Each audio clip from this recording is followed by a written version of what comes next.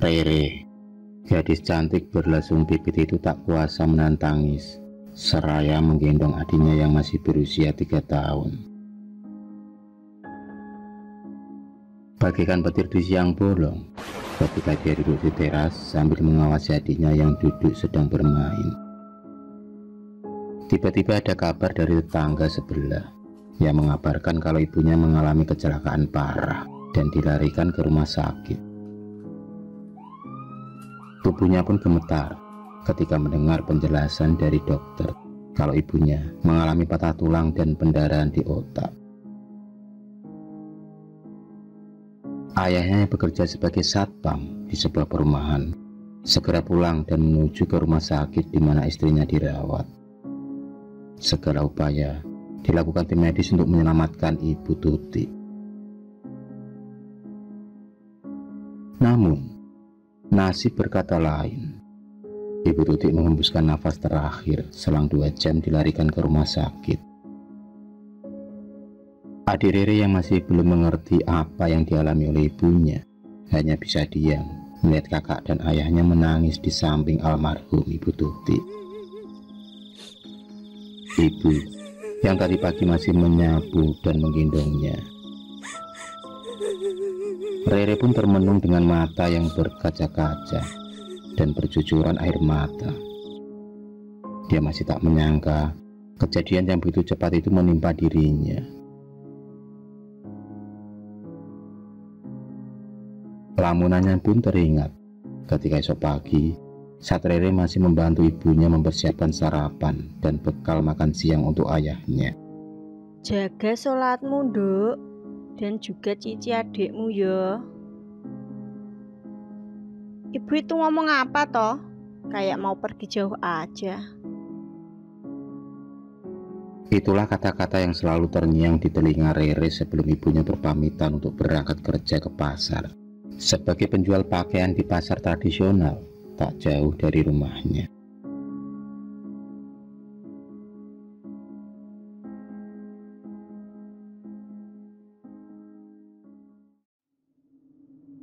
Seperti syarat kalau Ibu Tuti akan menghadap Sang Ilahi, dia berangkat dengan motor metiknya.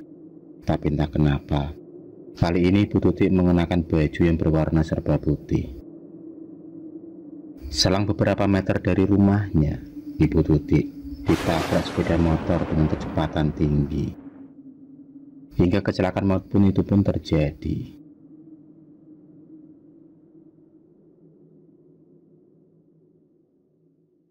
Ikhlas dan pasrah, semua dari Allah dan akan kembali kepada Allah. Itulah kata-kata dari ayah yang membuatnya sedikit tegar. Seperti biasanya, akan ada tahlilan selama 7 hari di rumah Rere untuk mendoakan almarhumah. Menjelang hari ketiga, setelah pukul 9 malam dan para bapak-bapak mulai membubarkan acara tahlilannya, mendadak Cici, adik Rere, menangis tanpa sebab. Dia selalu memanggil-manggil ibunya yang membuat hati Rere seperti disayat-sayat. Dia masih tak terima kehilangan malaikat tanpa sayap dalam hidupnya. Cici pun menangis sampai dia pun tertidur. Di dalam tidurnya, dia masih terisak-isak sambil memeluk baju daster yang biasa dipakai oleh sang ibu sewaktu masih hidup. Jam pun menunjukkan pukul 11 malam. Ketika Rere mau menutup pintu, tampak dari jauh Rere melihat ibu sedang berdiri melambaikan tangannya. Dalam hati yang paling dalam, Rere pun berharap sosok itu adalah ibunya yang benar-benar datang dan hidup kembali. Tapi itu tak mungkin, karena Rere sadar kalau sosok bayangan itu hanyalah halusinasinya.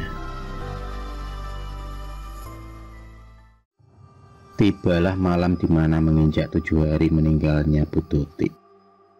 Acara tahlilan malam itu agak lama, karena ada kiai sebagai pengisi ceramah.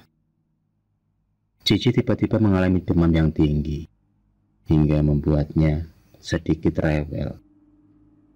Tetangga dan saudara yang merasa iba bergantian menggendongnya. Hingga Cici minta diajak ke belakang rumah menuju tempat di mana Ibu Tuti biasa mengajaknya bermain, yaitu di tempat ayunan yang terbuat dari bambu. Entah karena desiran angin malam atau apa, ayunan itu pun bergerak dengan sendirinya, hingga mengeluarkan bunyi seperti kayu dan bambu bergesekan. Rere sedikit tenang karena Cici mulai tertidur. Ketika Rere memangku di ayunan bambu tersebut, tak terasa ia meneteskan air mata kesedihan ketika melihat tanaman sayuran di kebun belakang tumbuh dengan subur.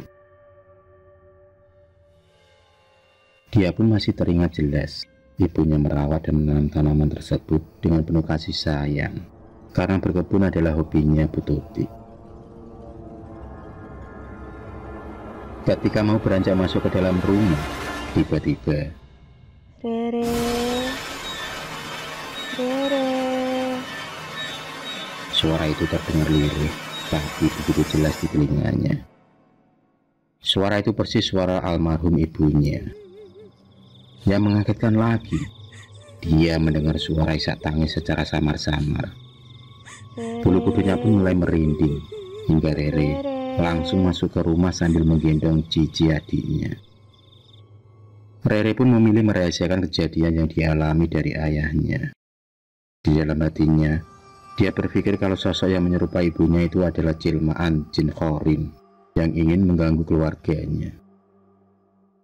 Sambil membaca Al-Fatihah, Rere kembali mengusap air matanya.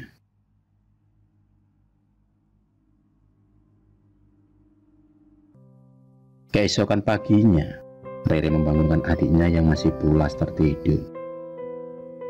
Dia sedikit bernafas lega karena demamnya mulai turun. Tiba-tiba Cici terbangun dan mulutnya yang mungil itu berceloteh. Kalau semalam, ibunya datang menggendongnya. Meski suaranya yang cadel, tapi Rere mengerti dengan jelas apa maksud dari adiknya. Dan Rere menganggap kalau ibunya datang dalam mimpi Cici karena saking rindunya. Tak terasa, sudah 40 hari kepergian Bu Tuti pagi itu. Pagi itu Rere berangkat menuju ke toko pakaian milik almarhumah ibunya, sekedar ingin membersihkan barang-barang yang ada di toko. Ketika sedang menyapu, tiba-tiba Rere menemukan sebuah liontin emas berinisial R dan C, yang tentu saja liontin itu dipersembahkan untuk anak-anaknya, yaitu Rere dan Cici. Tanpa pikir panjang, Rere pun langsung memakai liontin itu, meski modelnya sederhana tapi sangat berkelas karena dikelilingi permata yang berkilauan.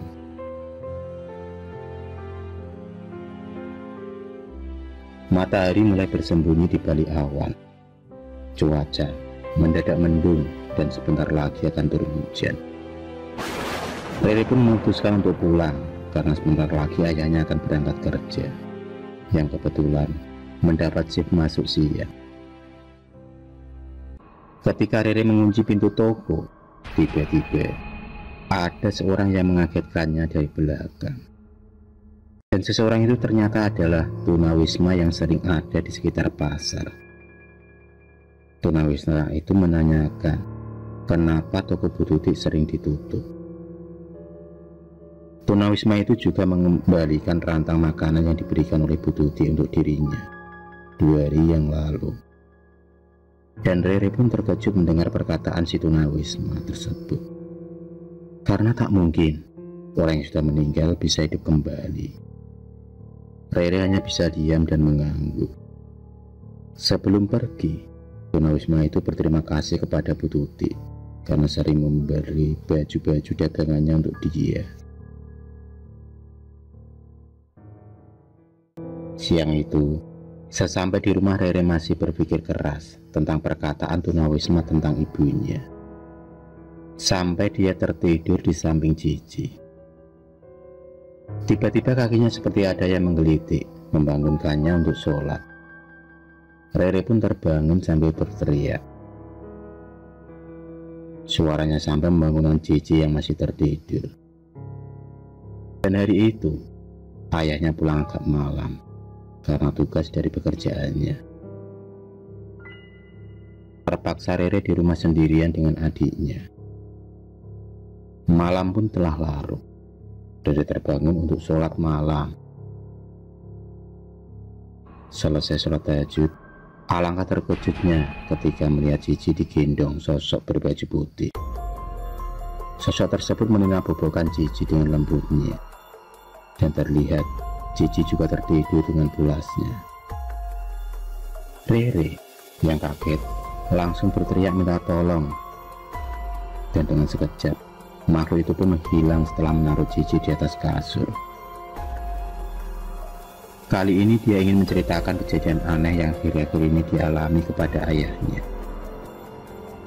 Dan sore harinya, ayahnya mengajak Rere untuk datang ke makam ibunya untuk mendoakan agar tenang di alam sana.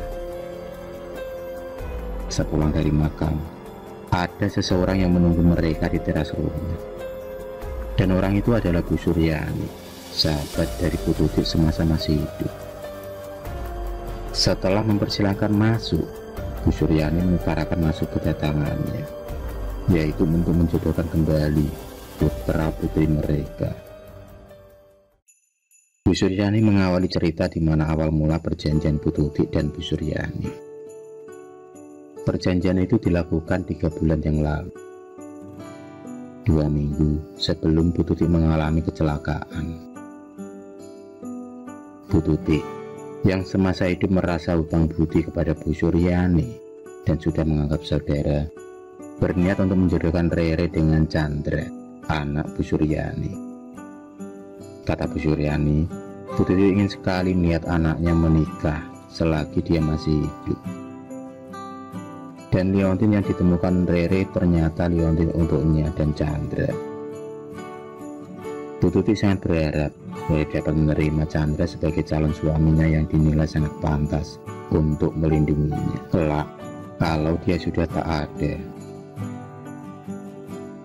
Dan sebelum Bu Tuti mengatakan kepada suami dan anaknya soal perjodohan itu, dia meninggal terlebih dahulu. Mendengar perkataan itu, Rere baru mengerti kenapa ibunya selalu mendatanginya. Dan akhirnya Rere pun menerima perjodohan itu tanpa ada paksaan, termasuk dari Bu Suryani dan ayahnya. Ini terlebih karena rasa baktinya kepada orang tuanya.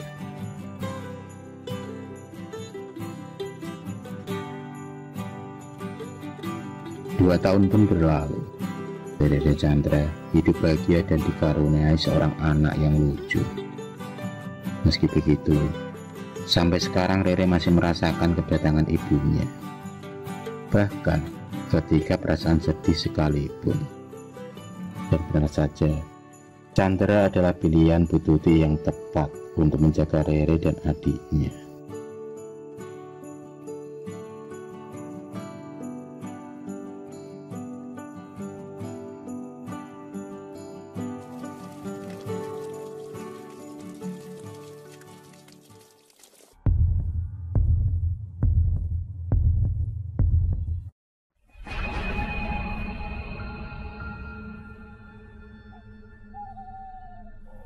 Terima kasih sudah menonton video cerita bergambar ini.